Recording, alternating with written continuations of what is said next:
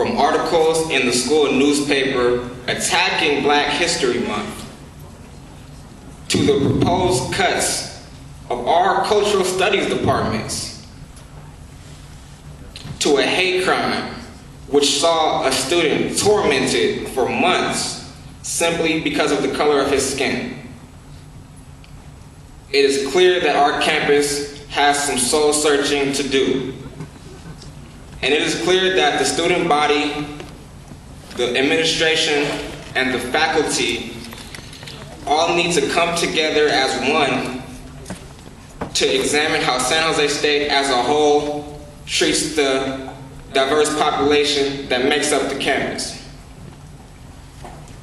Talking about race does not make you a racist, just as talking about gender does not make you a sexist.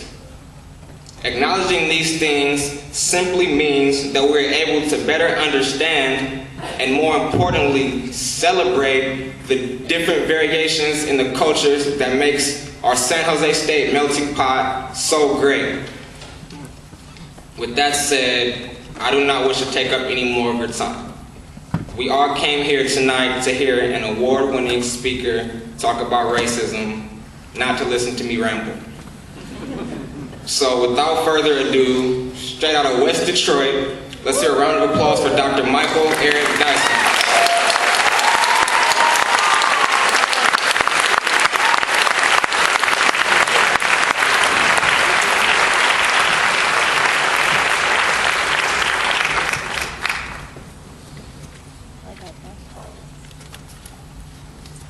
Thank you, Mr. Daniels, for your gracious and mercifully brief introduction. I am from the west side of the D. What an honor it is to be here tonight. President Mo, a gracious and gentle spirit and remarkable leader in higher education, to Ms. Poole, who offered the invitation to come here today from the President's office, to the remarkable students whose diligent and considered action in the face of virulent opposition has set a tone of forceful but fair negotiation and the attempt to make this particular institution all that it should be. I'm honored to be here tonight in the presence of one of my dearest friends of long standing, Professor Dwayne Michael Cheers, who is a remarkable intellectual artist, photojournalist, and raconteur, and many others who I've seen over the space of these few hours that I've been here, Professor Will and others that I've just met, and the wonderful students at lunch. This evening we are here to confront a recalcitrant, stubborn problem, and that is the issue of race, not only in America, but more specifically here on the campus of San Jose State. This, of course, has paid tremendous and eloquent testimonial by the statue of John Carlos and Tommy Smith, is a campus that has historically embraced difference, celebrated courage, articulated a sense of stability in the midst of chaos, and pushed forward even through controversy toward goals that subsequently will be embraced by all. The topic of my reflection tonight is, are we post-racial, or is racism still a problem? Now, on the one hand, lest you think that I am ill-equipped to express myself or to address this issue by believing that I have not just heard the litany of woes and ills that characterize this institution in the present, let me say that question is framed so that you and I could engage in a conversation, think critically in dialogue about a serious issue, and see if we can't make us all uncomfortable with the well-worn truths, the shop-worn verities, and the platitudes that we express in the face of our American identity, where our credo is e pluribus unum, out of many one. And yet the reality is that in America we have not often celebrated to the degree that we should the varieties and differences of peoples who constitute our American scene.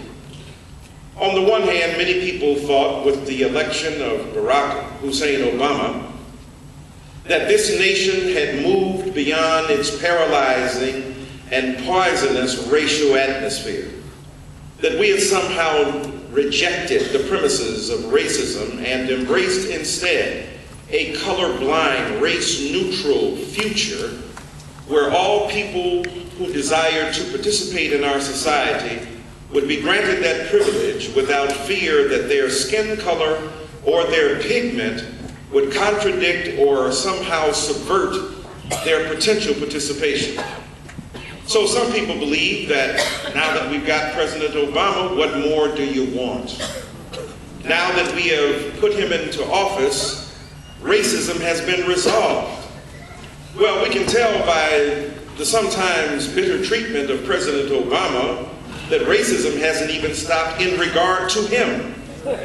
I am not suggesting that anybody who raises a critique or advances a vigorous criticism of the president is somehow racist. That would be ludicrous, because my own criticisms would therefore be subsumed under that rubric and assumed to be racist.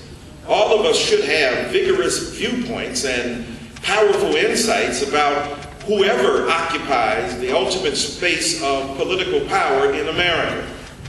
And yet, can we really deny that so much of the animus that has been directed toward President Obama has been racially driven, whether conscious or not, whether deliberately or not? Even some of the opposition of our brothers and sisters on the far right, part of the Tea Party and the birther movement, who questioned the legitimacy of the president's status as an American citizen, must acknowledge that some of the racial elements that are present in their criticisms have to either be extirpated, or at least acknowledged to be what they are. It is not that, again, that we cannot be critical of this particular figure, and I begin with him because it is with his presidency that the very notion of the post-racial was advanced. We must acknowledge that President Obama has had a rough time of it from certain elements in our society because he doesn't fit the mold. He doesn't color within the lines of traditional American identity.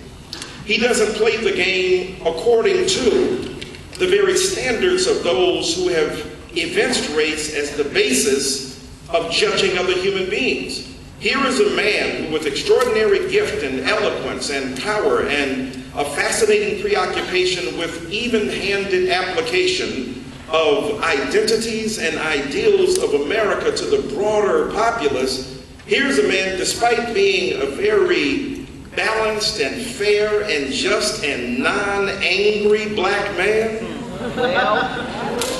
here is a man who has tried to be fair and just and balanced, if you will, a Fox News kind of president. At least by credo. And so President Obama himself has endured assaults and attacks. He has endured vicious and nasty verbal assaults. He has endured some of the most acrimonious times that have been visited upon any president in the United States of America.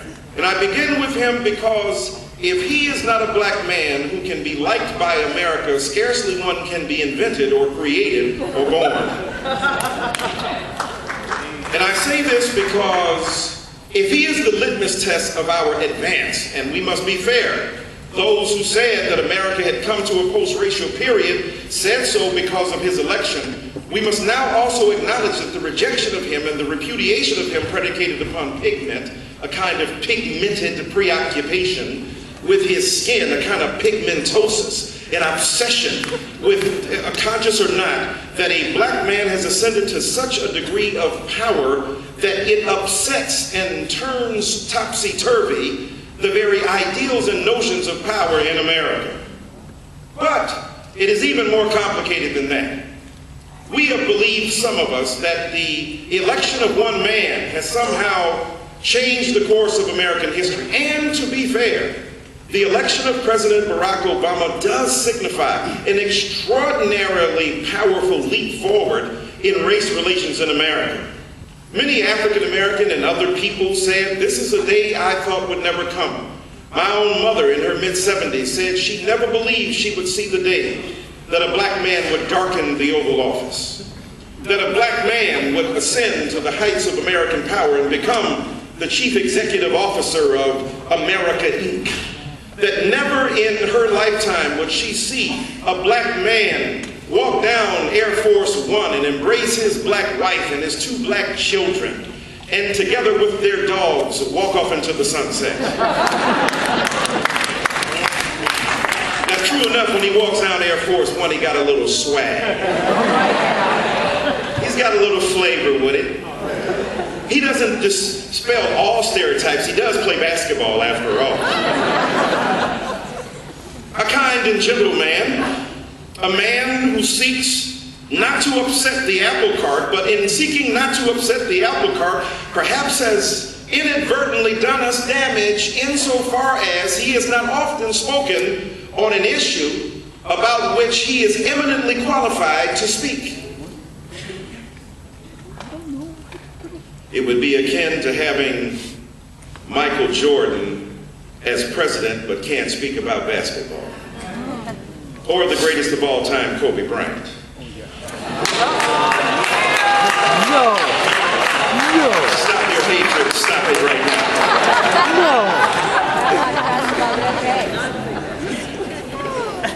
Stephen Curry's coming. Slow down.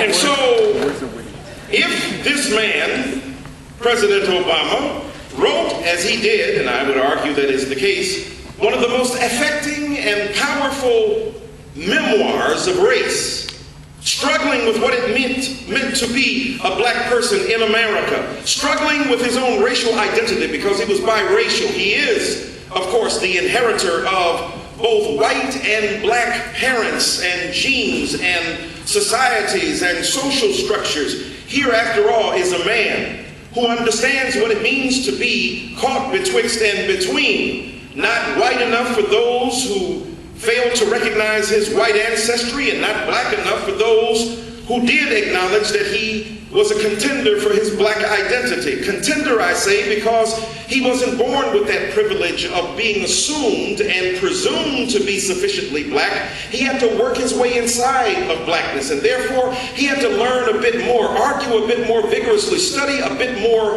with great scrutiny the ideas and identities of black America so that he could stand proudly within that group.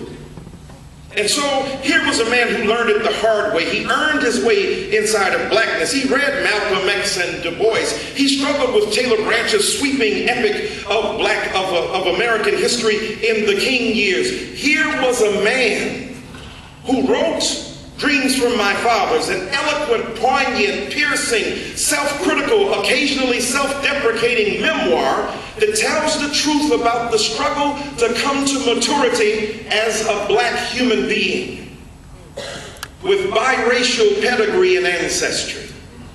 Why should he not be able to share that with the nation? Why should not a man who has so eloquently articulated his ideas and visions of America be able to tell us what it is that's on his heart? One of the major reasons is because we have believed with his election that we are done with race. Been there, done black. And so, post-racial is an ideal that he himself has suggested is not one worthy of our pursuit. President Obama said, slow down with the post-racial discourse and dialogue, because the election of one black man, himself, would never betoken that America was now done with race. The president was too sharp, too insightful, too perspicacious, too knowledgeable to understand or believe that somehow his election would rid us of race, and yet some people want to be rid of race because they want to do it on the cheap. They want to figure out a way that by hiring a black man and putting him in the Oval Office in a place we shall never darken or touch, that somehow we've resolved ourselves of the gritty and bloody and nasty and messy issues of race, that we are now good, we're fine, the compact of the nation is powerful, the resolution of our differences has come, and now America indeed is e pluribus unum, out of many one. Thomas Jefferson's ideals, Benjamin Franklin's dreams, Alexander Hamilton's aspirations are now fulfilled. The founding fathers stand on tiptoe, glancing back across the corridor of history to embrace this singular figure. And yet, with Obama in office, tremendous racial verities, truths ring hollow and sometimes are neglected. Despite his ascent and his success, and the beauty of the American soul that revealed itself for having the desire and the willingness to follow through on that desire to see this extraordinary man in the White House, that America really doesn't really want to talk about race. And that includes most people in the nation. And the president has acknowledged that to be the case and therefore treads quite lightly, if at all, on that terrain. The president knows that if he says anything about color, he is immediately checked. If he suggests that race continues to be a problem, he is immediately seen as a race baiter and a divisive figure. This is a bit of legerdemain, a kind of trickery that is deployed by opponents of critical and balanced racial discourse and dialogue to blame the very people who point to the problem as the causes of the problem. The very people who acknowledge the racial chasm are themselves said to be the reason for the racial chasm because they keep talking about the racial chasm. It is as if somebody possessed of a perilous disease is blamed for creating the disease because that person wants to acknowledge the existence of the disease. If a doctor who analyzes and who then tests you determines that you are ill, the doctor is not the problem, the disease is. The doctor is there to help bring healing to the body. And so our American body politic is in need of healing. And many of you can be apothecaries or physicians assistants or physiatrists or anything you can do to help out a sick person in America. You are enabling the process of healing to occur when you are able to acknowledge that a problem exists. And so tonight, I hope we have come here with the recognition that we must face foursquare, fully, in the heart of the matter, in the teeth of the matter. We must come fully to grips with the reality of the racial differences and divides that exist so we can get to the racial cooperation that is necessary. President Obama's inability to speak about race does not occur in a vacuum. Gore Vidal, the late great critic, said, "We live in the United States of amnesia." I would add that Barbra Streisand has often provided the theme song. What's too painful to remember, we simply choose to forget. Now, I realize a lot of y'all are young and you don't know who Barbra Streisand is. Twerk, Miley, twerk.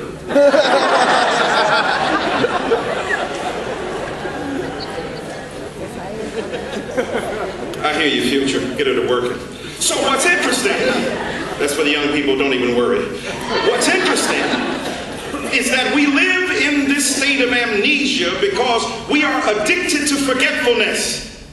We believe that we got where we are today because America was good and wanted to do the right thing. No, it was coerced. No, it was forced. No, this nation had a division. First brother against brother and sister against sister in the Civil War.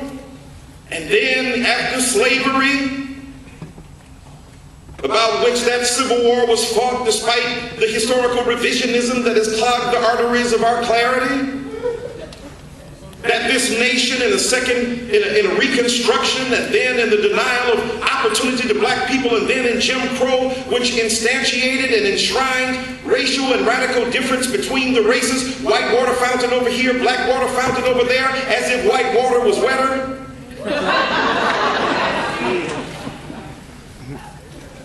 Black schools,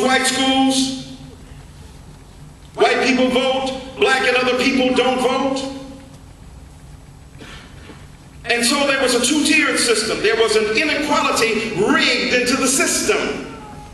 So there was never really meritocracy. There was never really the participation in a competition over scarce resources by all able people. Some folk got ruled out because of color from the get-go.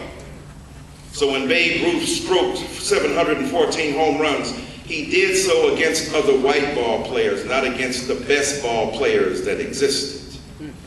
So there was a kind of retroactive affirmative action in the negative racial preference operating in the context of white society.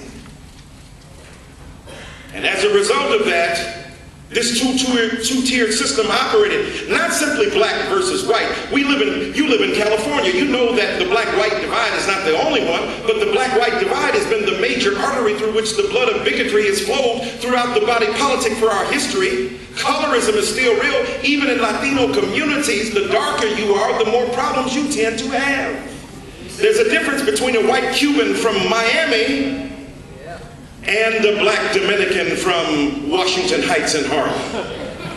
It's a difference being from Havana de Cuba versus being from Santiago de Cuba or Salvador Bahia versus Brazil in that great, powerful country. So, my brothers and sisters, this nation got where it is because men and women of all colors were willing to fight. Black and white and red and yellow and brown together, opposing white supremacy. And when I say the word white supremacy, don't leave, don't get upset. I'm not pointing the finger. I'm talking about a belief, conscious or unconscious, that one group of people deserve the lion's share and benefit of society's goods because they are inherently superior. A lot of white people disagree with that. A lot of white people are opponents of white supremacy. White supremacy was the basis for the distribution of goods and resources like jobs and education in America for so long, passing out property or granting access to the ability to be well by health care. Black people could live near a hospital but be denied access to it because of their color and die on the way to the Negro hospital. This is the society about which we scarcely say anything. This is the one that we think is in the ancient recesses of history. That is the society that we believe somehow does no longer thrive in our midst. And yet, percolating in the stew of racial agony and anxiety that has generated around President Obama are some of these lingering and persistent beliefs. And so, if we are to revoke our citizenship in the United States of amnesia and claim our citizenship in the United States of memory, we must hold forth that we must remember those founding events in the nation's rebirth, its renaissance. America loves history except when it's critical of certain elements of the history we don't want to remember. How many more books will be written about the great Abraham Lincoln or Benjamin Franklin? Thousands of them are in print.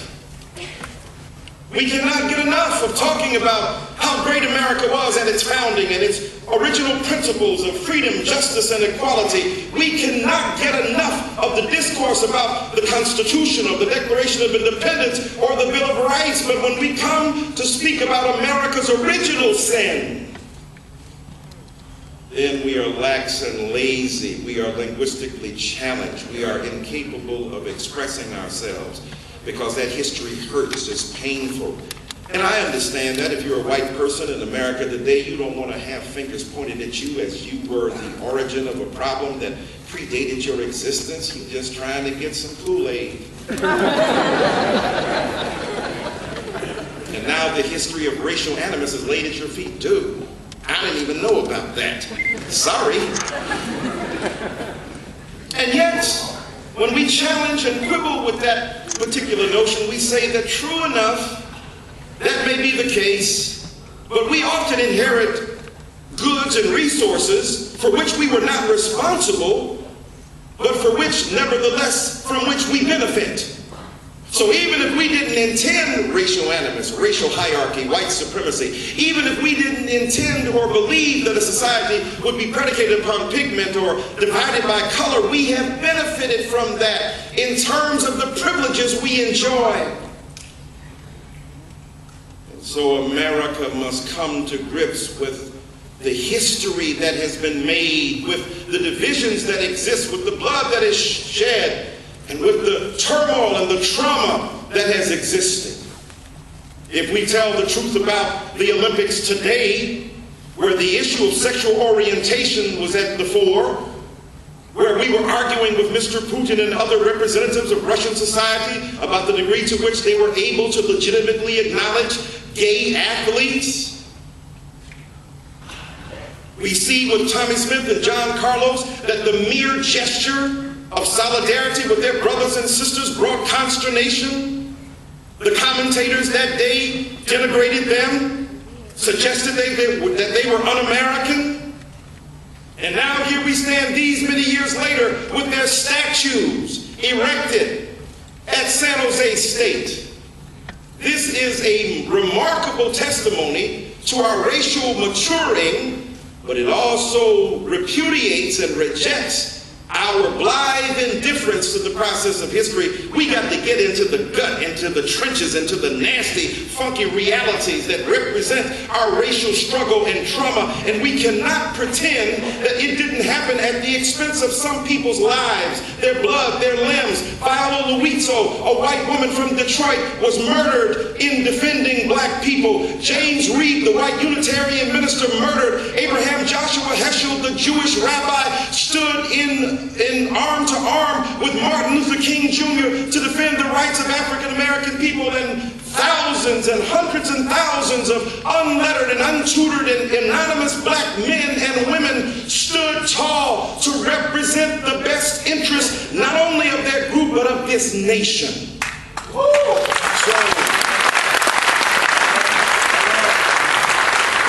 So, my brothers and sisters, the reality is that we live in a nation where people have cooperated interracially with the struggle toward progress, even as we must acknowledge that the vicious assault upon black identity was the predicate and basis for the expansion of American opportunity. When soldiers returned from World War II, if they were black and in uniform, they were often lynched, murdered, and other forms of mayhem visited upon them. These valiant men and women whose courage permitted them to stand on foreign soil and defend in America what they themselves could not enjoy. We look at our own hypocrisy as a nation. Yes, as we excoriate Mr. Putin, and yet we just now had the first openly gay player, Jason Collins, play a game in the NBA, and Michael Sam announced that he's openly gay as a football player, just now. And so we must ourselves acknowledge our limits, our faults, our blindnesses, as we struggle valiantly toward remaking American society. And so when we reject and revoke our citizenship in the United States of amnesia, we can tell the truth. We're not trying to point the finger, we're trying to acknowledge the resources and the acrimonious debates that have characterized our nation. We're not trying to point fingers, we're trying to say this is what it was, this is what we have to acknowledge, and we cannot wish it away or pretend it didn't exist, because every now and again when it raises its ugly head, when the vicious intemperance of racial animus asserts itself with lethal ferocity, either at San Jose State in an action of ugly racial assault, or in Florida where a jury gets hung, ironically enough, over the life of a black boy. Hung is an apt metaphor.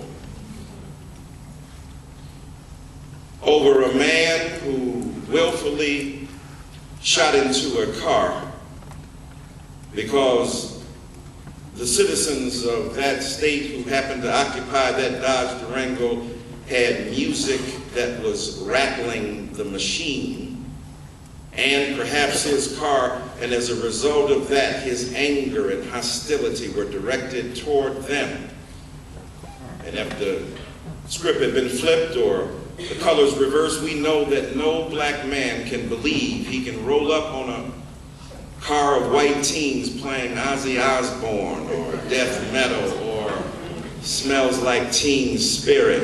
Shout out to Kurt Cobain and Kurt Novoselic and the grunge music with the belief that he can somehow be exempt from the severest reprimand society has to offer. And so even now, in 2014, racial animus and hostility manifests itself, and not just broadly in terms of the people that it potentially affects. Specifically, there's a black animus that persists in America. Now we know that racial animus is much broader than black or white. We know Latinos face tremendous and xenophobic passions directed toward their immigration here in America. We don't mind if your name is Joseph coming in from Germany, but if you're Jose coming in from Central America, that means a problem. If you're coming on the super information highway into Silicon Valley and you have something to offer, some microchip or reorganization of knowledge that condenses it to something that is a microsecond long or something subatomic, then you are valued. But those who pay the price for educating our children and being nannies and cutting our lawns and filtering our water and building us up as a nation are devalued. And their intellectual worth and mettle is dismissed. We know that multiple forms of racial and ethnic oppression persist in this nation. And so on the one hand, what happened at San Jose State is a metaphor and a manifestation of the persistence of lingering beliefs about black people that have hardly been scrubbed from the surface of American life. Oh, the surface looks pretty good, but what's beneath that surface is pretty nasty. A boil has been raised, and what we must do is lance it and allow that pus to spill out and the poison to drain. Excuse me for that nasty metaphor. But the racism to which I point is nastier still. And so, brothers and sisters, if we're going to be honest about race, we got to tell the truth about race. We have to be willing to acknowledge where we have been and what we have done in order to come together and as a community grapple with the issues of racial difference and diversity that prevail. Now I'm going to suggest a few things and then shut up and then we'll have a conversation. First of all, we should have a notion of difference without hierarchy. Now, what does that mean? That means that, we rank a lot of stuff in America. We obsessed with that. Who's number one? I even made y'all mad when I said Kobe was the best of all time. Telling you a truth with which you are incapable of grappling.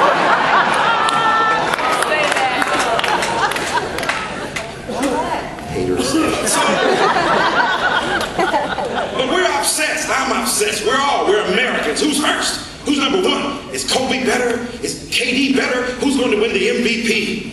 Right? My man who had the 4 goals the other day against, was it Canada or Russia? Well, we lost to Canada, so couldn't have been them. And then with the shoot-off, who's better? Who's the best? Is it Gretzky? Ovechkin? Who's the best? Is it Wilma Rudolph or some other runner after her? Who's the best? We're obsessed with hierarchy, ranking, and I understand that in many ways, but when it comes to race, we have to nurture a sense of difference without hierarchy. In other words, you ain't got to be what the mainstream says you ought to be in order to be acknowledged as something worthy to exist.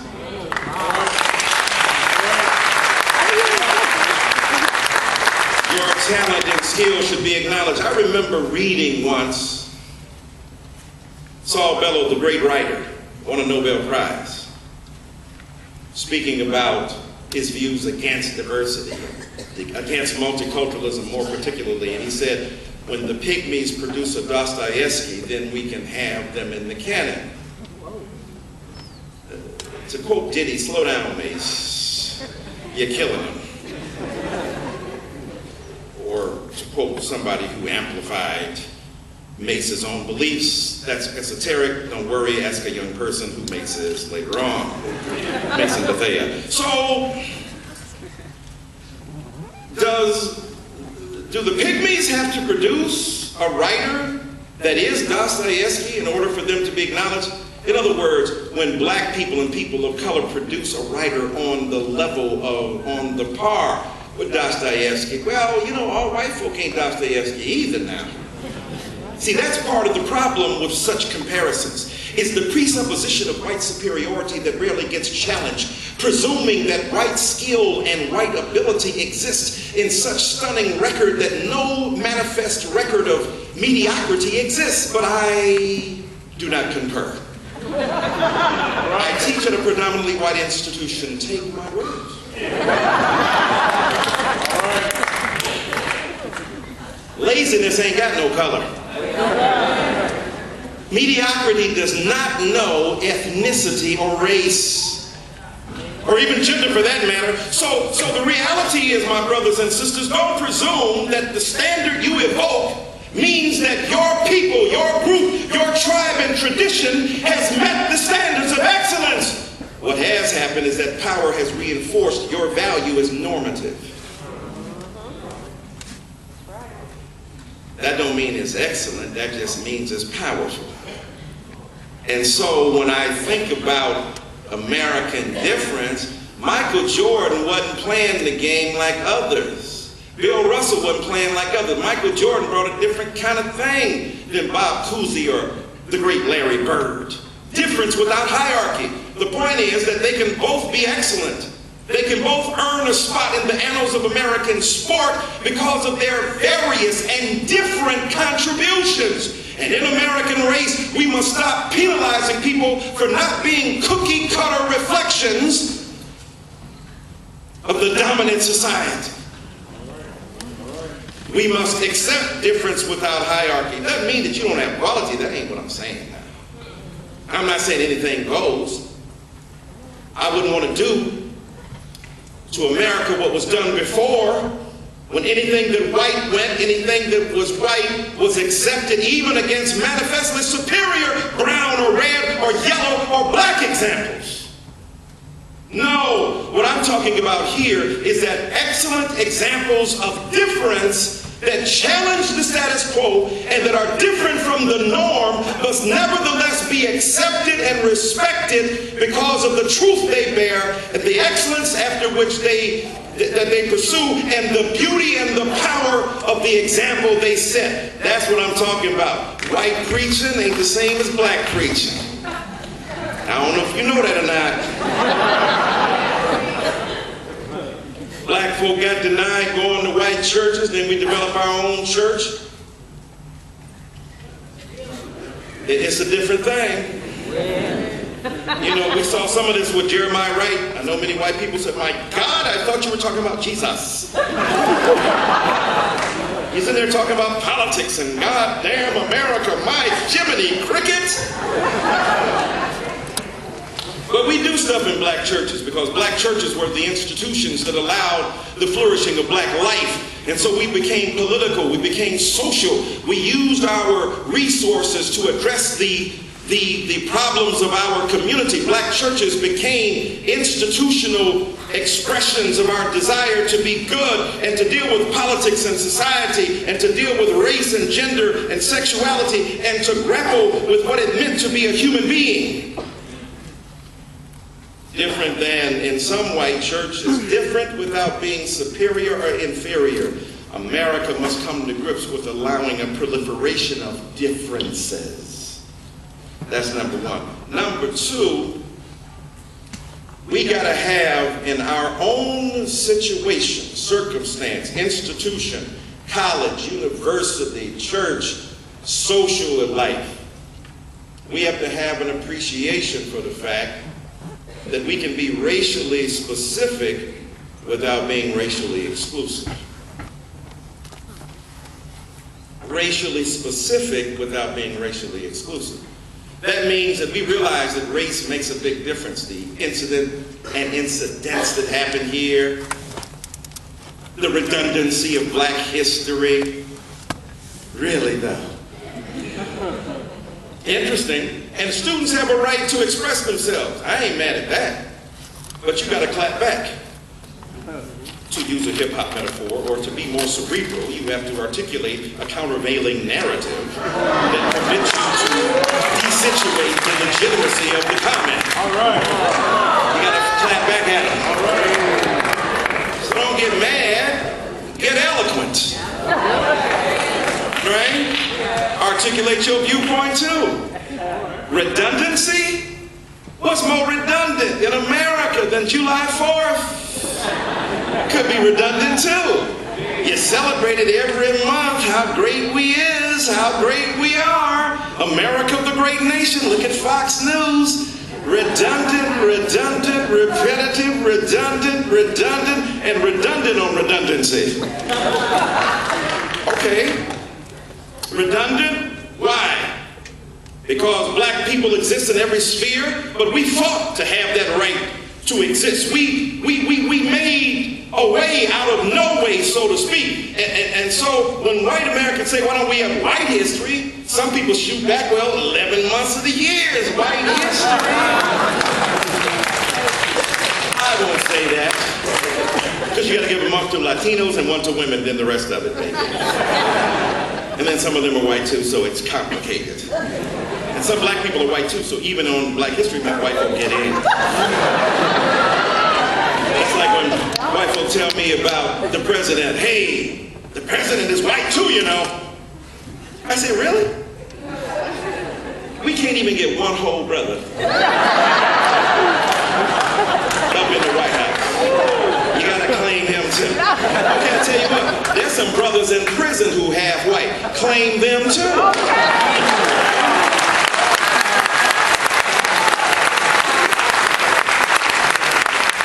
Just gave them up for black.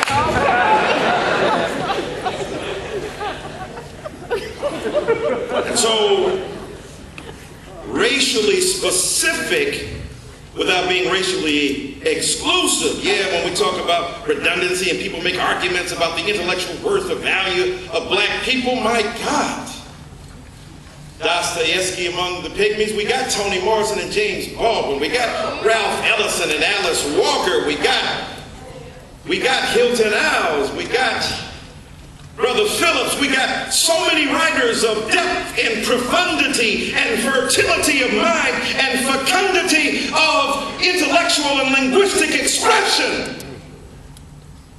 We ain't got to be you to be us and good. We have to be honest and true. Derek Walcott writing Homeros, Nobel Prize winning poet. Toni Morrison, a Nobel Prize winning novelist. The world recognizes that talent. We in America must too. So some of these arguments about black history, why do we need it? We need it because America stands in need of a perspective to correct it. Why, when you can't see, you need glasses. Why, if you get LASIK surgery, so you can see better. America's correction and self-correction through the lens of race.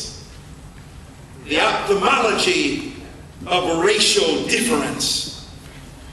And then to say racially specific without being racially exclusive, we ain't trying to avoid specific forms of racial animus or possibility, but we know race doesn't exhaust the debate about difference. And so it's got to be race and class. Because what class you are makes a difference in terms of how race impacts you. If you come from upper middle class points in Marin County, that's different than being from Oaktown.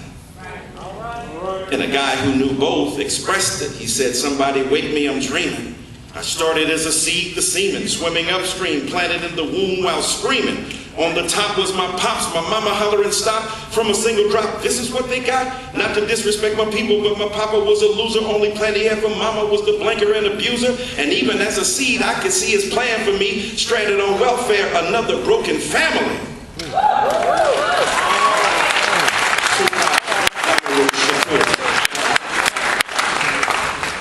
Be racially specific without being racially exclusive. Because the class you occupy, if you're not from the LBC, you're not from South Central Los Angeles, you might not understand why O'Shea Jackson was obsessed with police brutality, better known as Ice Cube.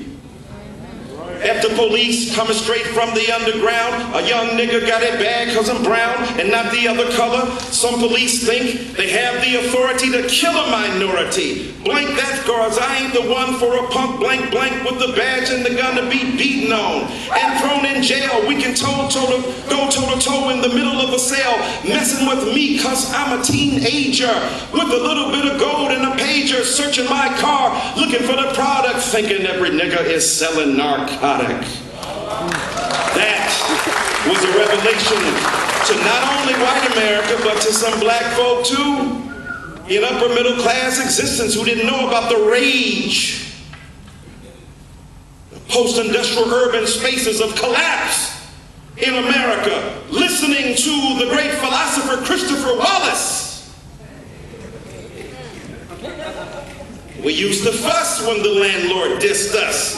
No heat, wondered why Christmas missed us. Birthdays were the... And now we sip champagne when we... Damn right I like the life I live.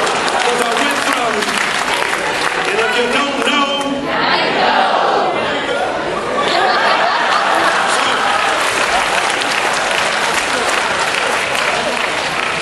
We began to excavate the particular phenomena of poor black existence over middle class or upper middle class black existence. Class makes a difference, but so does gender. Gender makes a difference in terms of how the impact of race hits. Most people who are poor in this nation are black and female, or brown and female, and with child. So children and women first into the roles of poverty. And so we got to be racially specific, but we don't have to be racially exclusive, because we begin to replicate the very blindness that we abhor. People who are oppressed sometimes oppress others simultaneously. It's a hard truth, but you've got to confront it. Right along with those other difficult truths about which I've spoken. So we have to be racially specific without being racially exclusive. We got to talk about gender and sexual orientation too. Thirdly, in connection with that, we got to speak about diversity with a goal of justice. See, you don't want to have diversity toward an unjust goal. You get a black person, a white person, a Latino person, an Asian person, and y'all all can't stand gay people. That's diversity. But it's diversity toward injustice. Diversity must have as its goal fundamental transformation. And that means you have to have the courage to be who you are, where you are when you come to San Jose State. If you give up being who you are, you've given up the argument for why you're here in the first place. You can't out-white white people. I don't care how good you are at imitation, you ain't gonna out-white white people. Right? Just like can't nobody out-black you, or out-brown you, or out-red or yellow you. You can't out-you. But the temptation to be something else and somebody else is ever present in a culture that has demonized and degraded minority experience. So you have to hold on to the courageous assertion of your identity. The reason you come here is to make a contribution, to challenge the norm, to stand up like a sentinel, to sound the truth, to be a sore thumb, to be called a racist or sexist or a homophobe yourself because you're willing to tell the truth.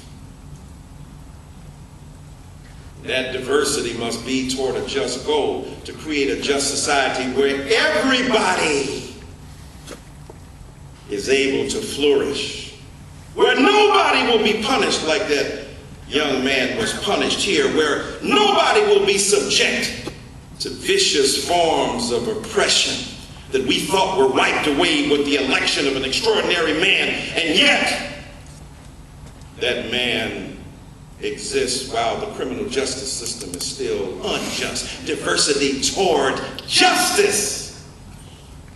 Barack Obama's president, but over 2 million people are in prison and half of them are people of color. That's unjust. Black boys and increasingly Latino boys, and both the girls of those ethnic and racial groups are expelled disproportionate to their population. Black kids make up something like 9% in private schools, 16% in public school, and yet they're expelled at 35%. Most people who are people of color in prison are there for nonviolent drug offenses. Now, we know from self-reporting, that is the honest testimony of white brothers and sisters, they do as much as, or if not more drugs than people of color. It stands to reason if you got more disposable income, you could look yourself up. What up, though? Right? It stands to reason. You got more ability to buy more drugs, get better weed. Colombian gold. I mean, I've heard. I don't know. I have no intimate empirical acquaintance, but I've heard this is the case. And so we got nonviolent drug offenders in prison, put there as a result of the edict and principle of a Democratic president named Bill Clinton.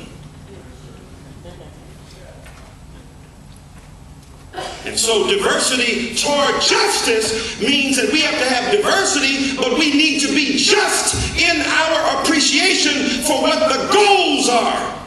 The goals can't be just to make your group more powerful, your group the one in control, and therefore you become just as wicked as the person who preceded you or the group who came before you. That's difficult for us to understand, but we got to have diversity with justice in mind. And finally, we got to tell the truth about the relative privilege of all groups. Now, don't get it twisted. There is no equality of privilege between dominant white society and, say, Latino society or black society and Asian society. Not true. Despite what Barack Obama said in his race speech, where he talked about black anger from the past being parallel to white anger against affirmative action today. That is a false equivalence. At the same time, everybody got privilege. March on Washington, the big six of the black community there, Dorothy Height wasn't even allowed to stand up. Now, she got her revenge and outlived most of the men on stage there. With the exception of John Lewis, outlived them all. Even when black people are organizing a legitimate outrage against vicious inequality, we denied the legitimacy of black women on that day, got to be honest about it. Heterosexuals have privileges over homosexuals or transgender to bisexual people. We go to our churches, we start spouting all this about what the word says, beating up on gay people like white folk beat up on us. We become little more than sexual rednecks, repeating the very same principles and practices and preaching that white people used against us who were racist, saying God meant for us to be slaves and God saved us from the savagery of Africa by extricating us from African soil and bringing us here. And now we turn around and use the same Bible in the same biblically literal fashion to try to outlaw gay and lesbian and transgender and bisexual people. And we agree with racist white people about gay people, knowing that those racist white people will never support us. So,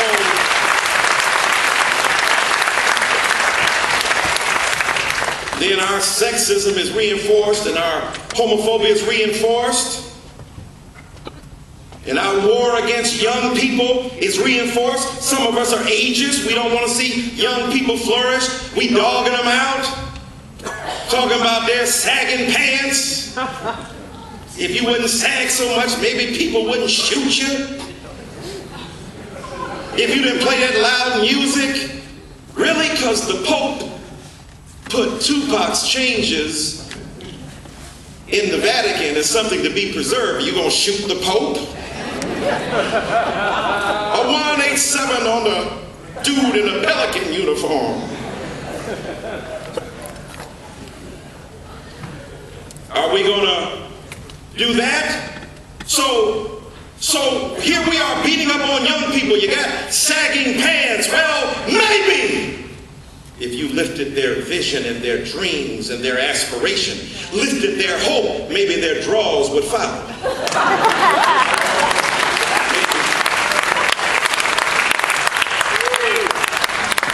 Now, I ain't here to argue against sagging pants.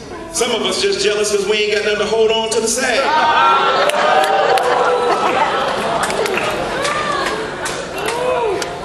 I think, though, there's been empirical verification of a correlation between sagging pants and getting arrested, because you can't run from the police in those sagging pants.